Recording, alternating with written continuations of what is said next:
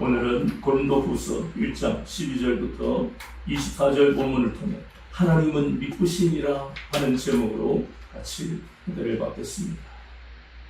이 대목, 고린도후서 지금 우리가 보고자 하는 12절부터 끝절까지의 이 말씀은 상당히 이해하기가 힘든 내용입니다. 그러나 그것을 우리가 하나님의 뜻을 찾으러 가는 그 실마리는 바로 바울이 말하고 있는 그 말을 통해서 우리가 찾아갈 거예요. 그것은 바로 바울이 말하고 있습니다. 그건 고린도 전서에서 이미 이야기가 됐던 겁니다. 한번 바울이 고린도 전서 16장에서 뭐라고 했는지 한번 찾아봅니다. 우리가 보는 이 본문을 이해하기 위해서 그 근거가 되는 것이 고린도 전서 16장입니다. 고린도 전서 16장 6절과 7절을 우리가 봐야만 이해할 수 있습니다. 고린도전서 16장 6절과 7절 보니까 너희와 함께 머물며 겨울을 지낼 듯도 하니 이는 너희가 나를 내가 갈 곳으로 보내어 주게 하려 함이라. 7절 이제는 지나는 길에 너희 보기를 원하지 아니하노니 이는 만일 주께서 허락하시면 얼마 동안 너희와 함께 머물기를 바람이라. 이 말씀을 우리가 알아야 그래야 오늘 본문의 이 말씀이 도대체 무슨 뜻인가 하는 것을 알 수 있습니다. 이 말씀의 뜻은 바울이 고린도 교회를 방문하기를 원했습니다. 무엇보다도 우리가 알다시피 고린도 교회는 분쟁과 수많은 문제 때문에 고통을 겪고 또 하나님 앞에 죄를 짓고 있기 때문에 그래서 자신은 어쨌든지 간에 고린도 교회에 방문해서 그들을 위로하고 혹은 책망할 것은 책망하고 하나님께로 돌이키게 하기 위한 그런 마음을 바울이 먹고 이 계획을 가졌다. 그런데 돌연 변경하게 되었습니다. 그런데 그것이 우리가 보았던 고린도전서 16장 그 이유가 7절에 주께서 허락하시면 하는 것을 왜 적었습니까? 주께서 허락하시면 이것은 바로 출애굽기 17장 1절을 봅니다. 자, 한번 찾아봅니다. 출애굽기 17장 1절에 보니까 출애굽기 17장 1절 이스라엘 자손의 온 회중이 여호와의 명령대로 신광야에 떠나 그 노정대로 행하여 르비딤의 장막을 쳤으나 이게 출애굽기 17장 1절입니다. 하나님이 명령하셨습니다. 우리가 통상 세계의 역사 고고학적 연구를 보면 이 이집트, 애굽에서 약속의 땅 가나안까지 가는 길이 지름길이 있어요.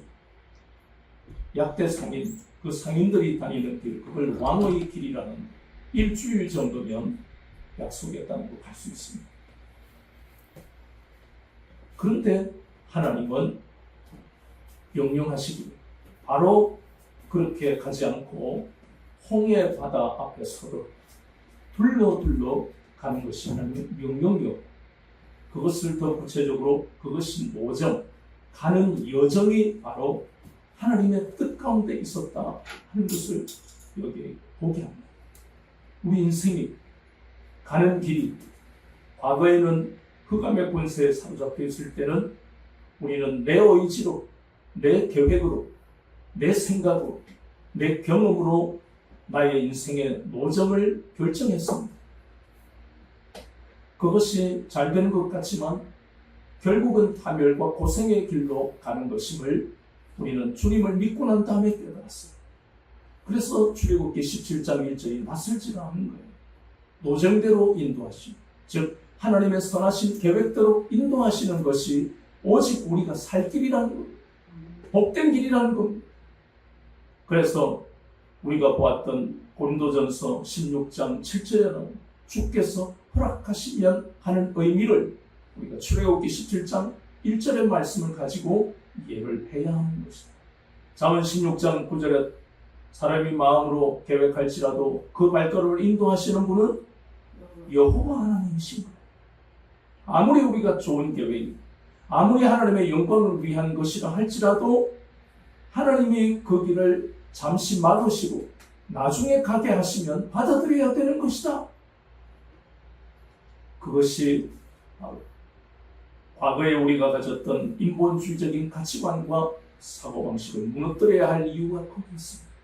우리가 가지고 있는 과거의 가치관, 사고방식으로는 100% 실패의 인생을 살 수밖에 없기 때문입니다. 그런데 구원받은 본도교회 교인들 중 일부가 거기에 태클을 건 겁니다. 아니 말이지, 우리한테 오기로 했잖아. 그러면서 바울을 비난합니다. 주님의 피로 사신 교회에 이런 일이 왜 일어납니까? 일어납니다. 은혜가 없습니다. 은혜가 매일 있습니까? 우리 알잖아요. 오늘 주일날 하나님이 은혜를 주실 겁니다. 또 지금 주고 계셔요. 그러나 내일 또 은혜가 지속되리라고는 보장 못해요. 우리가 세상 문제에 사로잡혀서 내 생각에 골몰하면 은혜가 없습니다. 은혜가 떠나가는 거예요. 즉시로 떠나가는 겁니다. 내가 하나님께 사로잡혀야만 내일도 은혜 속에 살 수 있고, 내가 하나님만 의지해야만 모레도 살 수 있고, 토요일도 은혜로 살 수 있습니다. 그러나 내 생각에 빠지고 내 의지가 강하고 내 고집대로 살면 하나님 은혜가 임하지 않아요. 우리가 이 고린도 교회가 하나님의 은혜가 임한 교회지만 바울을 대적하는 일부 교인들이 본문에 오늘 말씀 보니까 이 바울이 어떤 사람이라고 그럽니까? 12절에 당신은 마야 육체의 지혜로 행하는 사람 아니냐? 이렇게 비난합니다. 이 엄청난 비난입니다. 성령님의 역사를 자기들이 보면서 바울은 손만 얹으면 치료가 되고 바울의 손수건만 얹어도 귀신이 떠나가고 질병이 치료가 되는 자기들도 체험했을 겁니다. 그런데 이렇게 대적하는 거예요. 이 말씀은 하나님의 은혜는 지속성이 없어요. 내가 어떻게 서 있냐에 따라서 은혜가 떠나기도 하고 은혜가 임하기도 하는 겁니다. 내가 은혜를 부를 수가 없어요. 하나님이 주셔야 되는 겁니다. 그런데 지금 이 일부 교인들은 대적한다는 것은 이 사람에게서 다들 하나님 은혜가 떠나가 버린 사람들. 그러면서 비난하는 거. 당신은 겸손한 사람이야. 약속을 했으면 지켜야지. 그것도 사도가 돼가지고 엄청난 비난이다. 이게 바로 출애굽기 17장 1절에서 보았던 홍해바다 앞에 섰던 그 이스라엘 백성들 300만 명 거의 대부분 우리가 말이야 일주일 혹은 길면 열흘이면 약속의 땅에 갈 텐데 하나님이 왜 도대체 홍해 앞에 서게 하는 거야? 이것하고 근도교회 일부 교인들이 바울을 대적하는 거하고 똑같은 거예요. 뭐 이런 거 새삼스럽지 않죠? 우리도 한 번씩 그러잖아요. 우리의 삶이 너무 고통스러워서 목까지 차오를 때마다 감사가 잘 안 나오고 운명불평이 쏟아지는 경험을 우리는 하잖아요. 경솔하다. 그것을 좀 더 구체적으로 하면 이것은 그냥 간단하게 경솔하다는 의미가 아닙니다. 이 고린도후서 1장에 나오는 이 경솔하다. 거기에 17절에 보면 어찌 경솔하였겠느냐. 경솔하다는 의미는 내가 잠깐 실수했다가 아니고 이 의미는 히브리서 12장 16절에 나옵니다. 하나님의 말씀을 경홀히 여긴다 하는 그런 깊은 뜻이 있습니다. 그 대표적인 게 에서죠. 하나님의 축복을 파죽한 것, 먹고 없어지는 것. 천지 차이 아닙니까? 하나님의 축복, 하나님의 은혜와 세상의 물질과 비교할 수 없어요. 그런데 에서는 물질과 하나님의 은혜를 바꿔버립니다. 그래서 그걸 우리는 경홀히 여긴다. 더 구체적인 말로는 쉬운 단어로는 경솔히 여긴다. 그 의미입니다. 경솔하는 것은 가벼운 뜻이 아닙니다. 히브리서 12장 16절의 뜻이 있어요. 그 얼마나 큰 대적입니까? 하나님의 거룩한 종 앞에 그렇게 비난했습니다. 그러니 이 고린도교회 성령님이 자기를 통해서 이 교회가 세워졌는데 분쟁과 수많은 문제를 바울이 대했을 때 얼마나 분노했습니까? 그런데 이내 마음을 돌이켜서 그들을 위해 눈물로 편지를 쓰고 끊임없이 기도하는 이 바울 앞에 또 이 교인들이 대적하는 겁니다. 그러나 사실은 그렇지 않다는 겁니다. 육체의 지혜로 바울을 행하지 않고 또 경홀히 여기는 사람이 아닙니다. 그것은 우리가 다른 사도행전이나 그러한 로마서 말씀을 보면 바울이 어떤 사람인가 하는 것을 알 수 있어요. 우리가 잘 아는 사도행전 말씀을 한번 봅니다. 사도행전에 에베소에서 고별 설교라는 사도행전 20장 17절에서 38절까지의 그 고별 설교가 나옵니다. 내가 이 3년 반 동안 눈물로 너희들을 섬겨. 누구를 섬겨. 그래서 에베소에 있는 장로들이 바울을 마중 배웅하며 나왔는데 같이 끌어안고 울잖아요. 바울이 어떻게 사역했는지를, 바울이 얼마나 진심이요, 얼마나 힘을 다해서 자기들을 섬겼는지 알기 때문에. 그런 사람이 자기는 너무나 진실하게 목회했고 정직하게 하나님 앞에 목회했다. 그 이야기를 지금 하는 거예요. 그러니 그러한 마음을 알아달라고. 그런데 이 고린도 교회 성도들에게 바울이 사정합니까? 그러지 않습니다. 바로 가는 목사와 바로 가는 성도들은 사람에게 사정하지 않습니다. 그것은 신앙이 없는 사람이나 하는 거예요. 아이고 큰일 났다. 내가 저 사람한테 좀 빌어가지고 돈을 좀 빌려야 되겠다. 절대로 사정하고 사람에게 하소연하지 마세요. 그거는 믿음이 없는 자입니다. 우리의 자존감은 하나님이 함께 하시는 창세기 28장 15절이 우리의 자존감이에요. 믿는 자, 세상 사람도 봐요. 영화에 보면 깡패들 하는 이야기, 내가 말이지 돈이 없지 가오가 없나 이러잖아요. 깡패들도 자기 멋으로 살잖아요. 자기 자존심으로 사는데 깡패하고 비교할 수 없는 우리의 삶은 하나님이 어디로 가든지 어떤 상황이든지 우리와 함께 하시는 것이 자존감입니다.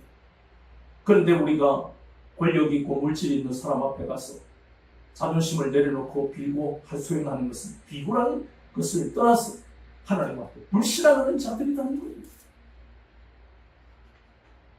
그래서 바울은 그들에게 사정하지 않았습니다.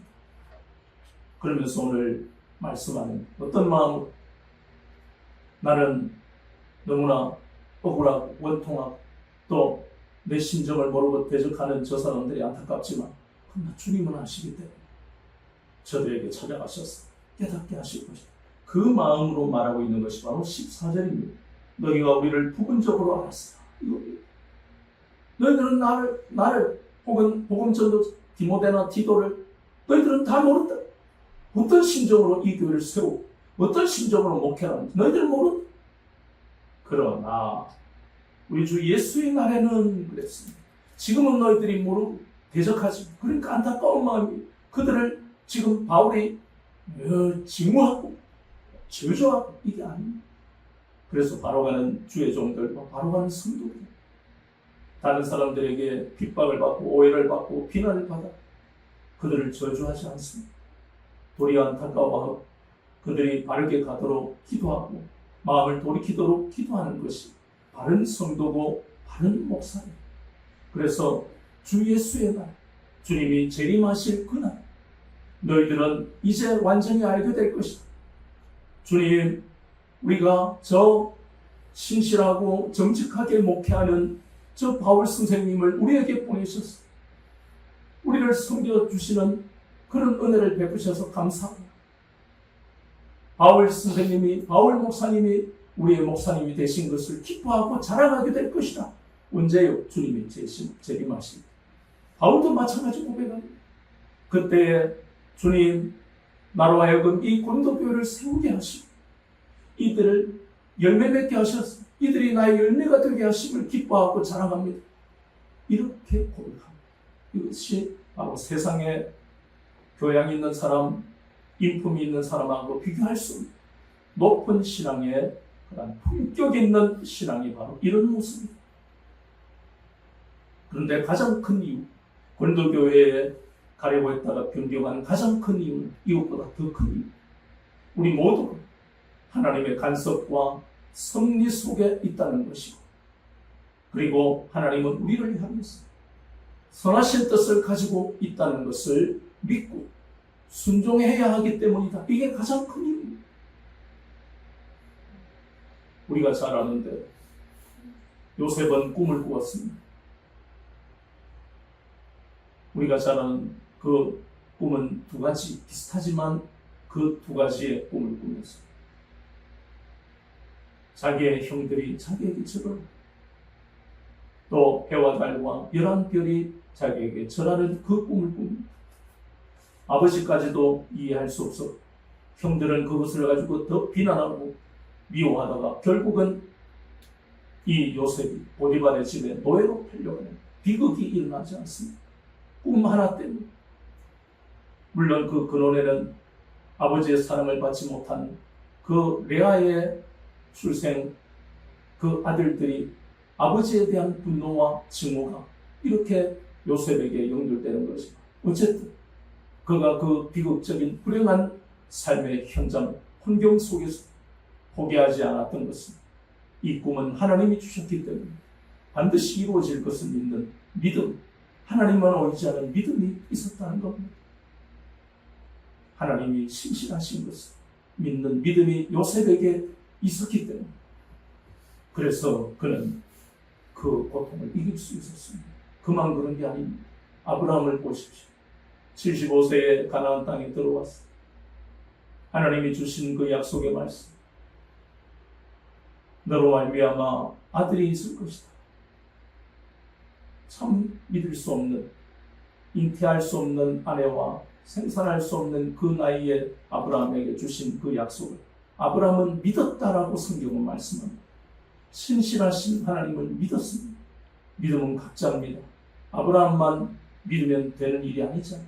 히브리서 11장 11절에는 그 아내 사라도 하나님이 미쁘신 것, 하나님이 신실하신 것을 믿었다라고 성경은 말씀합니다. 이렇게 하나님이 신실하신 것을 믿은 사람들, 그들의 인생은 하나님이 책임지셨습니다.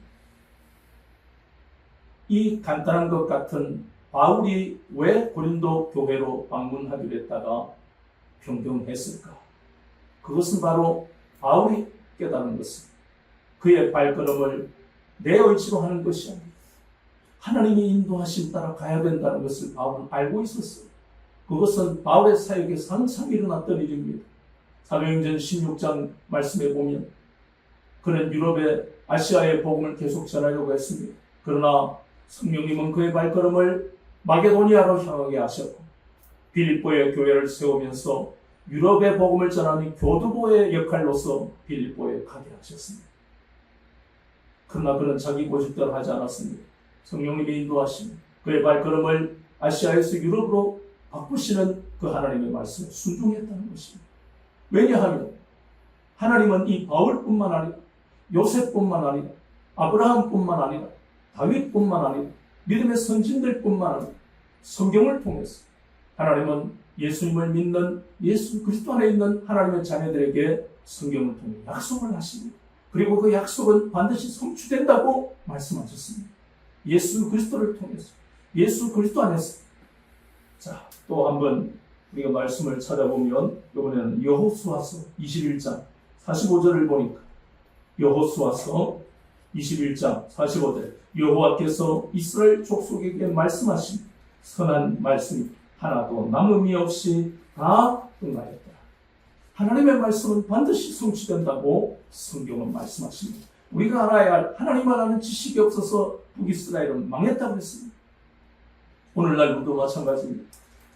우리가 때때로 살아가면서 결혼의 문제, 그리고 사업의 문제, 또 진학의 문제나 취업의 문제, 이 모든 인생의 심각한 문제들 앞에 고민하지 않는 사람은 없습니다. 왜냐하면 한 번 선택하면 잘못되면 돌이키기가 힘듭니다. 얼마나 어려운 문제들입니다. 그런데 예수님을 믿고 난 다음 더 힘들게 하는 것은 하나님이 인도하신 따라 가야 된다. 이런 건 막연하기도 하고 너무 막연하고 또 이게 맞는지 내가 바로 음성을 들었는지 이건 참 힘든 거예요. 그래서 우리가 하나님이 신실하신 것을 믿을 수 있는 것은 바로 약속의 말씀을 보아야 하고 약속의 말씀을 붙들어야 하는 겁니다. 말씀을 붙들지 않고 신앙생활하는 것은 헛된 것 같아요. 허공을 치는 거예요. 말씀을 붙들어야 우리에게 성령님은 눈을 열어주십니다. 그 말씀을 보고 있는 와, 다윗은 왕가의 후손도 아니고 아버지가 왕도 아닌데 하나님이 기름 부어 이 이스라엘의 왕이 되게 하신다. 그러한 말씀을 보면 참 희한한 거예요. 믿기지도 않고 상식적으로 일어날 수 없는 일입니다. 왕가도 아닌데 왕의 아들도 아닙니다. 그냥 이스라엘 베들레헴의 수많은 목동 중에 한 사람에 불과한 무명한 사람이에요. 그런데 하나님은 그에게 사무엘을 통해 기름 부으시고 왕으로 세우시잖아요. 너무너무 드라마틱한 이야기 아닙니까? 그런데 그 말씀을 볼 때 성령님이 역사하시면 마음을 뜨겁게 하시고 성령님이 눈을 여시고, 그래, 다윗이 이름 없는 목동이 왕이 될 자격이 무슨 돈을 갖다 바치고 될 돈도 없고 무명하고 가난하고 평범한 그 사람이 왕이 되는 전적인 하나님의 약속이 성취되는 과정을 보니까, 그러면 구름더미에 앉아있는 것 같은 내 인생, 하나님이 다윗처럼 나를 세우실 것이 믿어지는 놀라운 역사, 그 과정에서 성령님의 기름 부으심이 없어서는 안 돼요. 누구나 성경을 봅니다. 그러나 마음이 뜨거워지지 않으면, 즉 성령님이 역사하지 아니하시면 그 말씀은 그냥 죽은 말씀이에요. 성경을 읽는다, 그 역사가 나에게 일어나는 것이 아닙니다. 그래서 우리의 마음이 간절해집니다. 간절해져야만 됩니다. 성경을 누구나 읽을 수 있어요. 하루에 석 장도 읽고 어떤 사람은 10장도 읽을 수 있습니다. 그러나 그것이 다가 아니에요. 읽으면서 시편 119편 28절에 나오는 성령님 내 마음을 뜨겁게 해주세요. 내 눈을 열어주세요. 그런 간절한 기도가 없이 오늘 한 장을 읽으면 하나님 앞에 내가 책망을 받을 텐데 두려운 마음으로 읽어가지고 아무 역사도 일어나지 않습니다. 아예 그런 마음도 없고 한 장도 안 읽고 일어나 더 아무 일도 안 일어나죠. 그 한 장을 읽을 때 마음이 뜨거워지도록 성령님 내 마음에 오셔서 이 말씀의 뜻을 풀어주세요. 이 말씀이 살았고 운동력 있는 말씀이 되기를 원합니다. 가슴을 치면서 그 간절함이 없으면 아무 일도 일어나지 않습니다. 계속 고통스러워. 간절함을 가진다고 고통이 없어지지는 않습니다. 그러나 간절함을 가지고 성령님의 역사하시는 걸 체험하게 되면 그 고통 속에서 평강과 희락이 있어요. 이 놀라운 체험을 하도록 하시는 것이 바로 하나님의 자녀에게 주신 하나님의 은혜라는 겁니다. 그걸 체험하지 못하면 회개해야 됩니다. 내가 말이지 신앙생활을 내가 몇 년을 했는데 그것을 따져봤자 하나님 은혜 임하지 않습니다. 내가 목사인데 내가 장로인데 아무 일도 안 일어납니다. 가슴을 치면서 내가 신앙생활 100년을 해서 가슴을 치면서 오늘 이 시간에 내 마음에 은혜가 임하지 않으면 죽을 것 같아요. 가슴을 치면서 성령님 내 마음을 뜨겁게 해주세요. 이 말씀이 내 마음에 살았고 운동력이 있는 말씀이 되기를 원합니다. 이런 마음 없이는 백날 교회 다녀봤자 아무 일도 일어나지 않습니다. 아무 일도 일어나지 않습니다. 그 고통을 이기게 하실 하나님을 만나지 못하면 우리는 고통 속에서 절망하며 살아가게 되어 있습니다. 그러면 가정에 혹은 내 심령에 날마다 다툼과 분노가 떠나지가 않습니다.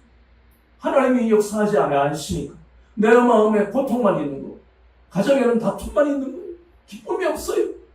각자의 삶을 살아가야 됩니다. 하나님과 관계없이. 수많은 교회에서 교회 나왔을 때는 아무렇지도 않게 하지, 그 실상 그 가정에 가면 엉망인 가정들이 얼마나 많은지 모릅니다. 왜냐하면 갈급하지 않으니까. 가슴을 치면서 하나님 은혜를 주세요. 왜 이 길을 가야 합니까? 아시아에서 복음을 전해야 하는데 왜 유럽으로 가야 합니까? 하나님 이 사람과 결혼하고 싶은데 왜 그 길을 막습니까? 하나님 이 직장에 가고 싶은데 왜 막습니까? 왜 내가 아직까지 직장을 못 가지고 있습니까? 가슴을 쳐야 되는데, 갈급해야 하는데 어찌 되겠지? 전화해보면 나한테는 힘 있는 인맥이 있으니까 어찌 되겠지? 은혜도 못 받고 인맥으로 들어가게 된다 할지라도 기쁨이 없습니다. 얼마나 못 버티고 또 나오고. 그런 인생을 악순환으로 살아가는 것은 신앙을 가진 사람이 아닙니다. 요행수를 바라는 그냥 교회만 다니는 거예요. 예수님을 믿는 사람은 그렇게 안 살아갑니다. 세상 사람보다 더 열심히 살아가는 모습은 하나님을 열망하는 겁니다. 열심히 하나님을 찾는 거예요. 열심히 하나님을 갈망하는 겁니다. 그런 열심이 없이는 하나님께로부터 아무것도 못 받습니다. 고통이 없는 인생은 없습니다. 그러나 바울이 고린도 교회를 방문하는 것을 변경했다고 대적하는 인생이 될 겁니까? 아니면 하나님께서 내 계획을 변경하시도록 선하신 계획으로 나를 인도하실 것을 굳게 믿는 인생을 살 겁니다.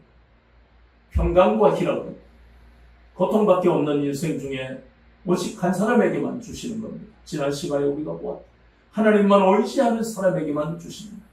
평강과 희락이 없는 인생을 사는 사람들은 똑같은 고통이라도 좌절하고 절망하고 살아갈 소망을 잃어버렸기 때문에 술이나 혹은 다른 것으로 자신의 인생을 망쳐버리게 됩니다. 포기합니다. 그러나 똑같은 고통의 인생을 살아가지만 하나님이 평강과 희락을 주시니 감사가 나오게 돼 있고 나는 어떻게 할 수 없는 환경이지만 하나님은 반드시 이 환경을 고치시고 변화시키시고 나를 건지셔서 하나님의 영광을 보게 하실 것이다. 그것이 믿어지는 거예요. 왜냐하면 이것은 유대인들에게만 한 약속이 아니고 창세기 22장 18절에 보니 내 씨로 말미암아 천하 만민이 복을 받을 것이라는 약속이 이 땅에 예수님을 보내시면서 이루어진 것이. 그리고 또 하나 찾아보니까 에베소서 1장 4절 5절에 보니 3절 4절로 찬송하리로다 하나님 우리 주 예수 그리스도의 아버지께서 그리스도 안에서 하늘에 속한 모든 신령한 복을 우리에게 주시고 창세전에 그리스도 안에서 우리를 택하사 우리로 사랑 안에서 그 앞에 거룩하고 흠이 없게 하시려고 그 기쁘신 뜻대로 우리를 예정하사 예수 그리스도로 말미암아 자기의 아들들이 되게 하셨습니다. 하나님은 예수 그리스도 안에서 모든 성경에 하신 예언의 말씀, 약속의 말씀을 이루게 하시는 거예요. 우리의 과거의 삶이 어떠한 그런 거랑 관계가 없어요. 하나님은 예수 그리스도를 믿는 자, 이렇게 요셉에게, 아브라함에게, 다윗에게 하신 약속을 성취하신 그 하나님, 오늘도 이 땅에 오셔서 예수 그리스도를 믿는 자를 찾으시는 이유, 예수 그리스도를 믿으며 기도하는 그 사람의 기도에 응답하시고 약속을 성취하시려고 믿음을 가진 자를 찾으시는 겁니다. 여러분이 발견되는 인생이 되기를 바랍니다. 어떤 환경에 살아가든지 반드시 하나님 이렇게 예수 그리스도 안에서 하나님의 약속이 성취되는 인생을 살게 하신다고 약속하셨습니다. 에베소서 1장 13절에는 그것을 성령님이 도장같이 찍으셨어요. 완벽하게. 그냥 하는 말이 아니고 모든 예수 그리스도 안에 있는 사람이 이 약속을 성취될 것이다. 그래서 우리의 삶이 때때로 고통스럽다지만 내 속에 평강과 희락이 있는지를 확인하시고 평강과 희락이 있다는 것은 내가 하나님을 의지하고 있다는 증거. 고통이 계속된다 할지라도 그렇다면 하나님이 그 나에게 주신 약속, 내가 붙들고 가는 약속의 말씀이 반드시 성취가 될 것이다. 그 기간이 언젠가는 중요한 게 아니에요. 반드시 성취하실 것이다. 믿어지는 놀라운 역사가 여러분의 신명 가정에서 일어날 것입니다. 이제로부터 이 말씀을 붙드시고 하나님만 신뢰하고 의지하고 나갈 때 여러분의 마음속에 있던 모든 의심과 원망, 불평, 가정에 있던 모든 다툼과 분란이 떠나가 온전히 세상에 줄 수 없는 평강, 희락이 여러분의 신령과 여러분의 가정에 넘치게 될 것을 굳게 믿고 가는, 또 그것을 체험하며 가는 여러분들의 삶이 되시길 예수 그리스도의 이름으로